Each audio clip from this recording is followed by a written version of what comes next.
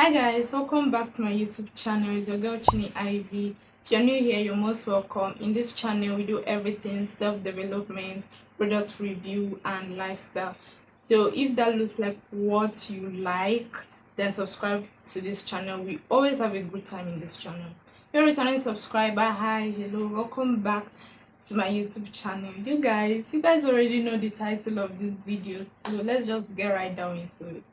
Starting on a new page feels better every time.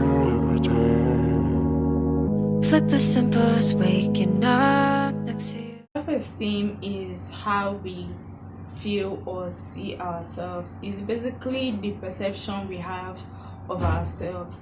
Now, some people are lucky enough to be in an environment or grow up in an environment that fostered high self-esteem, while others is not the case. Confidence is the byproduct of having high self-esteem, something that is bettered from having high self-esteem. So here are things that could help you improve your self-esteem. The first will be to move your body. In addition to building strength, physical activities such as exercise have proven to reduce stress, depression, anxiety. Exercise releases endorphin, which is a hormone which is released by your body during pleasurable activities. Exercise also releases other happiness hormones such as dopamine, and this helps you feel better and distracts your mind from the daily stress. Now, a lot of people also go through low self-esteem because they are not very impressed with their body image. They don't like how their body looks. So exercise could also help you improve in that. And you do not even need to constantly go to the gym for like an hour or 2 hours a day or stuff like that. You could really start small. You could start with a 15 minutes walk every day or exercising every morning 15 minutes every day. Number two, in all you do, stop comparison. Now, I know most of us grew up in African homes with African parents where comparison was the order of the day. And really, their intention was for you to be better. When you look at someone who is at the same level as you are and they're doing things differently, their intention is for you to either replicate what they are doing and do better for yourself, but it does not always have that effect. Comparison is really destructive to your self-esteem. You begin to pick out things that you think is wrong with you, and you will fail to discover other very unique things about yourself. You can never know a lot about someone from looking at their outside. People would give you what they want to give you and nothing more. So whatever you're getting from somebody is what they want you to know. You might feel like they're all figured out, and you will base your worth on what they have been able to achieve or what they have, and this is really destructive to your self-esteem. This is how you begin to see yourself less and see them better than you are. Stop worrying about what others are doing and focus on you. And social media has made it very easy for us to assess what it may look like people's lives are like, which is not 100% genuine. I remember one time, by this time last year, if I'm being honest, I lost one of my friends, and around that period, I was also um I was also holding an online class, so I still had to keep up appearance on my social media platforms while I was in pain. And really, looking at my social media platforms, then you would never guess that I was literally crying every minute because I lost my friend. So that is just how fickle social media is. People hardly tell you or show you the other part of their lives, like the bad part of their lives. So judging yourself and comparing yourself to the curated perfect side of their life is not nice. You can decide to limit your social media scrolling. Choose accounts that you want to follow, accounts that inspire you, accounts that give you motivation. But once you begin to compare yourself to any account, just unfollow that account. This is the reason why the unfollow button is there. Use it. The third tip will be to get comfortable with being uncomfortable. Growth, personal growth don't come from comfort zones. You have to get out of your comfort zone, get out to an environment where you feel like things are not familiar, things are unpredictable, and it might feel uncomfortable, but it is very necessary for your growth. It helps you push through the limits that you have set up for yourself, and in that way you're able to make mistakes, learn from them, and move on. Do something that makes you uncomfortable even though it does not give you an immediate reward. Understand that our brain loves immediate rewards more than delayed gratification. Okay, that's why a lot of people will not go to the gym, because they are not going to get the effect immediately. They're not going to get the body they want immediately. They'll rather do something else. Or people who are supposed to stop eating junk will not stop eating junk because their brain appreciates the immediate reward they get after eating junk. Be going to the gym. Okay, when you go to the gym for like 1 hour the first day, your brain or your body is going to go into fear mode, because this is an unfamiliar environment. This is so sudden.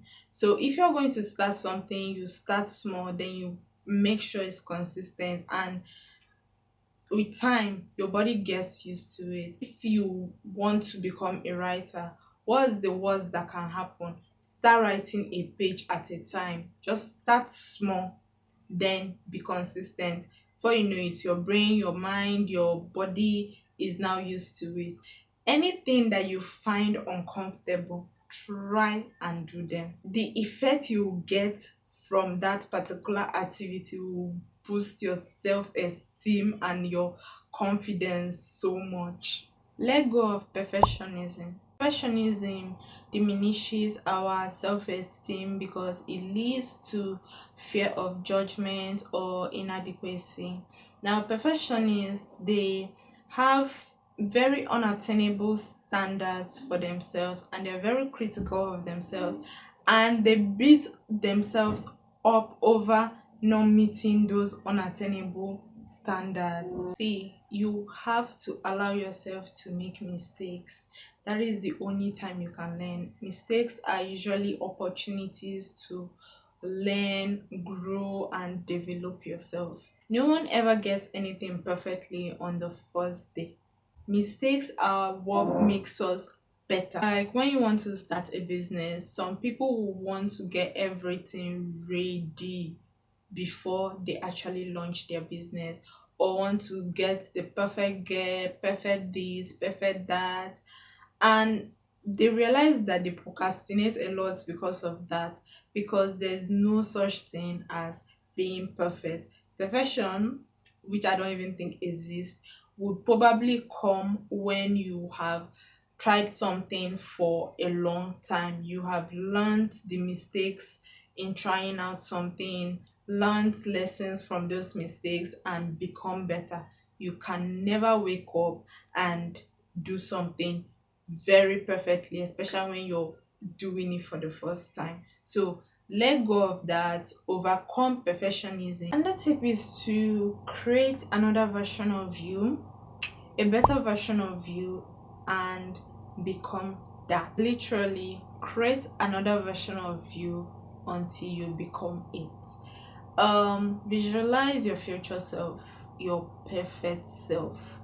What does she look like? What does he or she talk like? What does he or she think like? What are they capable of doing that you're not, like your present self cannot do right now? Then you wake up every day and want to be like that person. If I wake up in the morning, some days I don't feel like working out, I just want to pray, press phone, just have a really lazy day. But because the better version of me, or my perfect future self, is a person who takes her health seriously, I'm going to think to myself, what will the better version of me do right now? And that would be to get down from my bed and go and work out. What is the daily version of yourself? What are their goals? How do they break down their goals? What is the daily version of their goals? If you haven't seen my video on how to make goals the realistic way, I'm going to link it in the description box. That video really touched on how to break down goals from yearly, monthly, weekly, and daily. So when you wake up, you realize, what do I have to do today? What will my future self do today?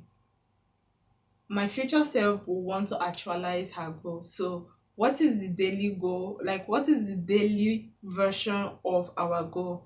And that's what I would do. You have to make sure that this person you're visualizing is someone you want to be, not someone that other people want you to be. Therefore, make a list, put them in a place where you would always see them, and prioritize that. One of the most important thing, focus on what you can control. Trying to control everything is a war you would never be able to win.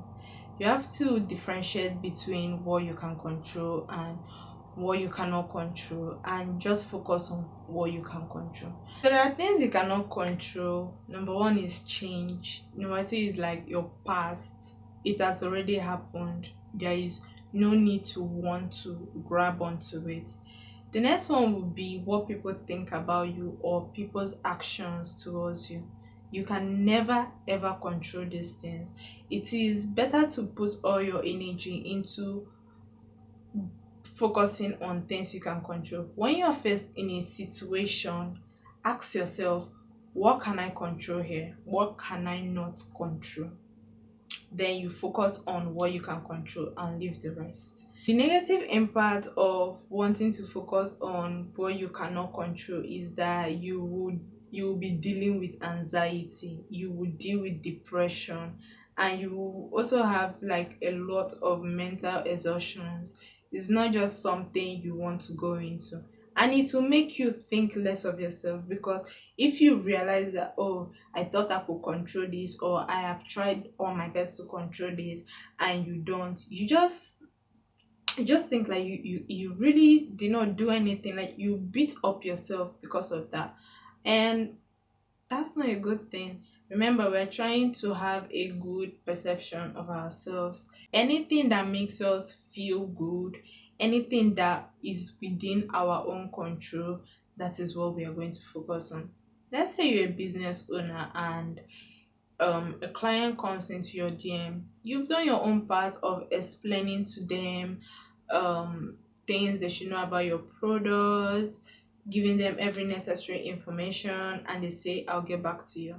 Instead of always being on your phone, looking at their message, trying to find out, have they gotten back to me, have they not, have they, all those kind of things, you just focus on the fact that you have done everything. The rest is for them to do. You cannot control if they will get back to you or not. So focus on what you can control. We've come to the end of this video. Remember, this is just the part one, and I'll be releasing the part two of this particular video next week. So please subscribe, turn on the post notification bell so that you get notified when the part two of this video is up. Like and subscribe. Don't also forget to comment, leave a comment. I always love reading comments. Leave a comment, and I'll see you in my next video. Bye.